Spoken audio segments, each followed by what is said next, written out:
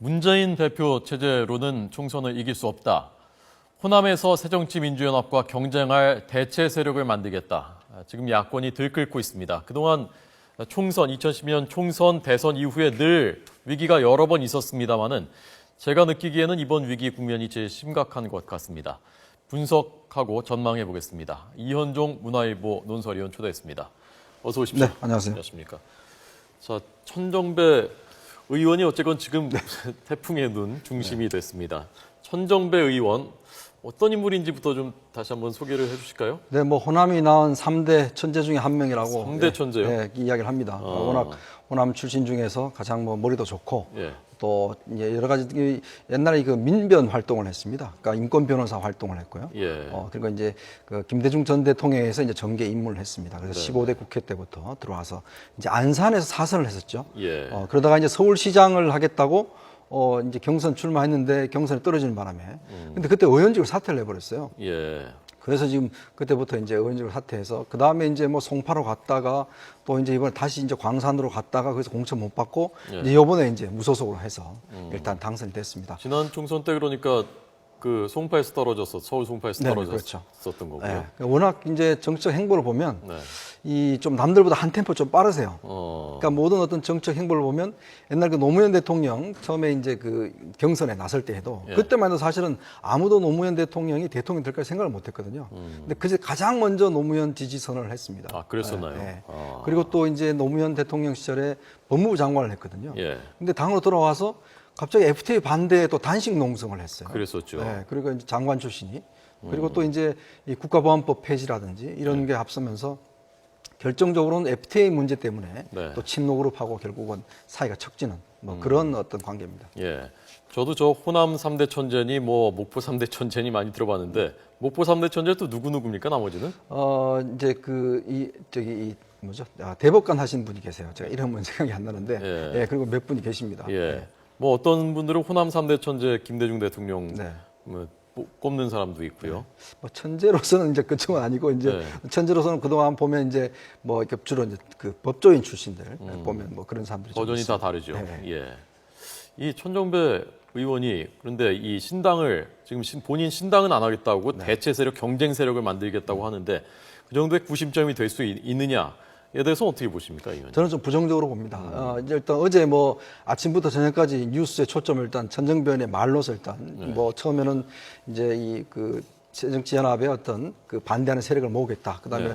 광주에 있는 의원들 7명을 뭐 다 모아서 일단 하겠다. 그다음에는 전체적으로 호남을 다 해서 30석을 내년 그 어떤 뭐에서 이제 승리하겠다. 뭐 이런 식으로 하면서 아주 그 말 자체가 굉장히 증폭이 됐었는데 문제는 지금 호남에서 과연 이번에 그 천정배 의원의 승리가 왜 승리를 했냐 그 원인을 좀 따져봐야 될 것 같습니다. 네.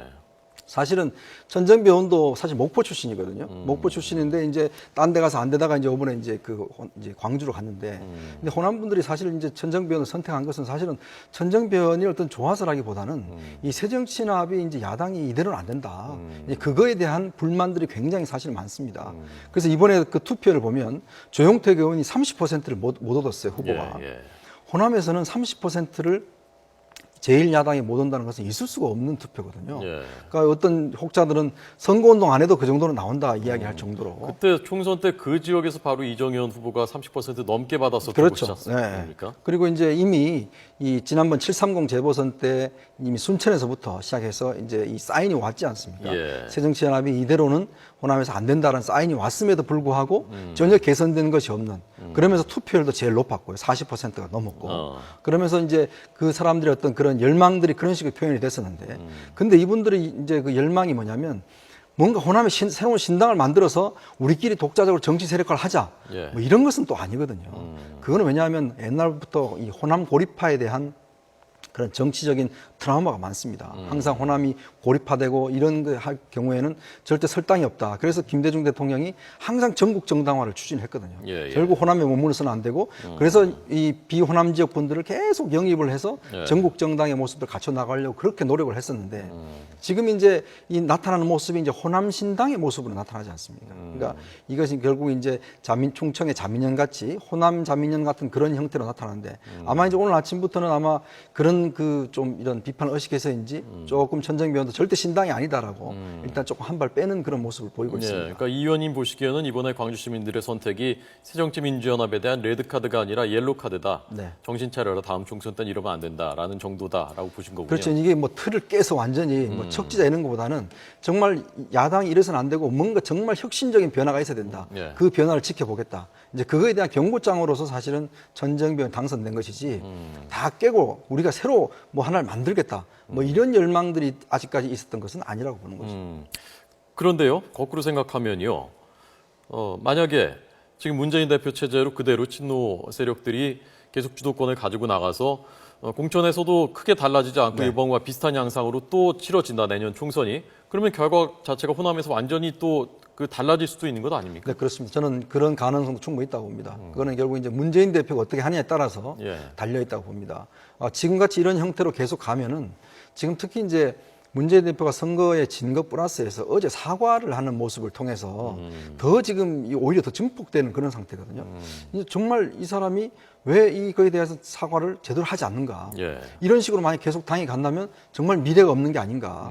이거에 대해서 이제 오늘 같은 경우에 많은 동교동계라든지 호남 의원들이 이 선거에 이 패한 이후에 더 큰 지금 좀 의문들을 많이 갖고 있어요. 예. 만약 이런 식으로 되면 친노가 이런 식으로 계속 간다면 공천권을 행사할 때 이거 완전히 우리가 팽되는 게 아닌가. 이거에 대한 불안감들이 지금 호남 의원들 사이에서 굉장히 팽배해 있습니다. 예. 그래서 일단 지켜보자는 건데 만약 문재인 대표 체제에서 이런 식으로 계속 어떤 호남 배제 또 예를 들어서 친노 영역을 계속 확대한다든지 예. 공천권에 있어서 어떤 그걸 행사한다든지 만약 그렇게 될 경우에는 만약에 호남 신당의 어떤 이런 원심력이 굉장히 급속히 크게 작용할 수 있다는 거죠. 예. 지금 아직까지는 구심력과 원심력이 어느 정도 균형을 유지하고 있는데 예. 만약에 문재인 대표가 하는 데 따라서 원심력이 더 커질 수 있는 그런 상황이라고 보겠습니다. 네. 천정배 의원이요. 아까 그러니까 왜 천정배한테 표를 줬느냐 그걸 떠나서 개인 경쟁력으로 정치인으로서의 개인 경쟁력으로 본다면 새로운 어떤 구심점이 될 만한 본인의 역량과 뭐 자질과 성격이라고 그래야 될까요? 네. 개인을 평가하고 놓고 보면 어떻습니까? 지금 본인도 인정을 했지만 자기도 DJ 같지가 않다. 자기는 정당을 만들 수 있는 능력이 없다. 이런 식으로 본인도 했는데 뭐 정치권 주변에서 평가는 그렇습니다. 워낙 이분이 이제 함께하는 스타일이 아닙니다.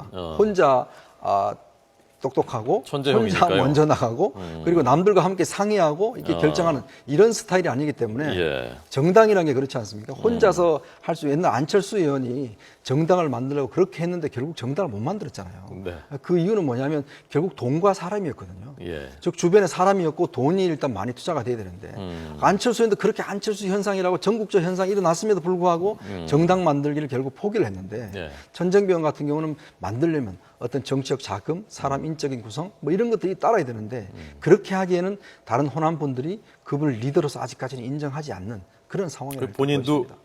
의식하고 인정을 하고 있나요? 네, 그래서 지금 이제 보면 천정배 의원이 내가 나서겠다는 게 아니라 뉴 DJ 그런 사람들을 좀 키워서 예. 이들을 좀 서포트하겠다. 그 자기가 키우겠다는 거 아닙니까, 본인이? 네, 그래서 뭐 좀 네트워크 정당 비슷하게 해서 이게 하나의 정당이 아니고 뭔가 좀 백업을 해서 자기가 키워서 하겠다. 뭐 이런 쪽으로 이제 방향을 잡은 것도 예. 자신이 어떤 주도가 돼서 리더가 돼서 정당하기에는 예. 이건 역부족다는 것도 아마 알고 있는 것 같습니다. 예. 그 뉴 DJ 같은 사람들이 갑자기 몇십 명씩 나옵니까, 그런데? 근데 뉴 DJ라는 게 과연 뭘까요? 저는 이제 그 지금 천정배 의원이 규정하고 있는 뉴 DJ라는 모습이 예. 그러니까 DJ가 했던 정치 철학이 뭐냐? 네. DJ는 항상 전국 정당을 추구했고요. 그다음에 중도 개혁적인 성향을 추진했습니다. 이제 그런 것들이 또 DJ의 하나의 어떤 그 가장 중요한 정치 철학이 아니겠습니까? 예, 예. 이제 그런 사람들을 키우겠다는 건데 지금 천정배 의원이 키우겠다는 뉴 DJ는 이거는 뭔가 지금 새정치연합에 반대하고 좀 불만 있고 그다음에 호남만이 어떤 호남 정치인. 어제 호남 30석 얘기를 했단 말입니다, 본인이. 이제 그런 식으로 해서 뉴 DJ를 키우겠다 하는 거는 조금 맞지 않는 그런 측면이 있습니다. 네. 그래서 그런 측면을 봤을 땐 뉴 DJ의 어떤 정치적 개념을 아직 구성하기가 조금 객관적으로 봐서는 지금 천정배 이야기하는 것과는 좀 다른 그런 측면이 좀 있는 것 같습니다. 네. 자, 그러면요. 뭐 호남 신당이건 아니면 신당 뭐 당 이전의 뭐 네트워크 세력 그거 현실성은 일단 잠시 뒤에 따져보고 네. 만약에 그런 것이 만들어진다고 했을 때 천정배 의원으로는 역부족이다라는 게 이 의원님의 분석이고 그러면 거기에 간판이 있어야 될 것 아닙니까? 끌어들일 수 있는 구심점이 그런 대체할 수 있는 것은 누가 될 수 있다고 생각하십니까? 지금으로서는 이제 호남에 있는 분들 해야 될 텐데 지금 뭐 예를 들어서 뭐 박지원 의원이라든지 그다음에 박주선 의원이라든지 그다음에 이제 호남에 있는 지금 일단 뭐 어느 정도 이제 지분을 갖고 있는 분들이 있지 않습니까? 네. 근데 이제 이 문제는 물론 내년 총선을 겨냥해서는 할 수 있지만 뭔가 정책 구심점이 되려면 대권 후보가 있어야 됩니다. 대권 후보가 있어야지만이 정책 비전도 있고 미래도 있고 그게 어떤 세력화가 될 수가 있거든요. 예. 그런 측면을 봤을 때는 아직까지 호남의 어떤 대권 후보 이건 좀 불투명하지 않습니까? 근데 이제 예를 들어서 뭐 지금 호남만을 또 어떤 기반으로 하는 대권 후보라는 거는 전국적으로 봤을 때는 그 어떤 힘이 약해질 수밖에 없는 현상이고 네. 그래서 제가 볼 때는 어차피 총선을 겨냥해서는 뭐 어떤 집단 지도 체제 비슷하게 그 명망가들 중심으로 해서 세력이 형성될 수 있지만 그러나 대권으로 하는 또 겨냥해서 할 때는 그런 뭔가 분명한 하나의 구심점이 있어야 된다. 그런 측면을 봤을 때는 아직까지는 조금 이 뭔가 뚜렷한 구심점이 없기 때문에 조금 힘들지 않을까 그런 예상을 해봅니다. 그 문제는 어떻게 보십니까? 지금까지 여러 번 그 전당대회 뭐 선거 거치면서 친노 세력들하고 감정적으로 많이 상한 야권의 대표적인 인사들이 김한길 전 대표, 안철수 전 대표, 뭐 박영선 전 원내대표 이런 분들이지 않습니까? 이런 분들이 같이 연합해서 예컨대 총선에서 뭔가 같이 호남 쪽의 새로운 세력들하고 같이 연대해서 모색을 할 가능성은 어떻게 보십니까? 저는 뭐 그 가능성을 뭐 충분히 열어놓고 있다고 봅니다. 그거는 뭐냐면 앞으로 진행되는 방향에 따라서 결국은 문재인 대표와 친노그룹이 이 국면을 어떻게 바라볼 것이냐. 자, 여기서 우리가 다른 사람을 배제하고 이제 우리끼리 가자. 우리끼리 가서 이 구조로 그냥 쭉 가자라고 했을 때는 분명히 반발을 할 겁니다. 그리고 더 이상 이런 친노 중심의 정당에서는 희망이 없을 때 열린우리당과 옛날 민주당 같이 그 사이에서 어떤 핵분열이 일어날 수 있는 가능성은 충분히 있다고 봅니다. 비노 중심으로. 근데 이제 문제는 문재인 대표가 일단 대권을 꿈꾸고 있기 때문에 이제 그런 선택을 할 거라고 저는 보지는 않습니다. 뭔가 그래도 당의 화합을 하고 통합을 내는 그런 쪽으로 어떤 방향의 진행을 본다면 일단 탈당을 하거나 뭔가 만들 때는 명분이 중요하지 않습니까? 정치에 있어서는 뭔가 분명한 명분. 사람들이 봤을 때 야 정말 안 된다 쟤들 헤어져라. 뭐 이런 여론들이 지지층 사이에서 정말 열화가 같을 때 그게 뭔가 명분을 가지고 나오는 거지 않습니까? 근데 아직까지 그렇게 얘기하기에는 그런 정책 명분이 아직까지는 부족하다. 그거는 앞으로 어떤 문재인 대표와 이런 그 어떤 정책 이 행보에 따라서 좀 명분이 쌓이고 한다면 충분히 가능성이 있습니다. 아직까지는 그런 전망들을 하기에는 조금 무리가 있는 것 같습니다. 저는 그런 면에서 이번 그 재보선이 전개되는 야당 안에서 선거 운동했었던 과정을 좀 심각하게 보는데요. 왜냐하면 문재인 대표가 이번에는 탕평으로 하겠다라고 했었고 노선에서도 다소간 우클릭해서 중도 측을 끌어안는 그런 노선으로 가려고 나름대로 본인은 굉장히 노력을 한 것 같단 말입니다. 그런데 정작 그 비노 계열 당권파 아닌 쪽에서는 비선을 통해서 모든 게 결정됐다. 우리는 같이 유세 다니지도 못했고 주요 정책 결정 과정에서도 다 소외됐다라고 받아들이고 있단 말입니다.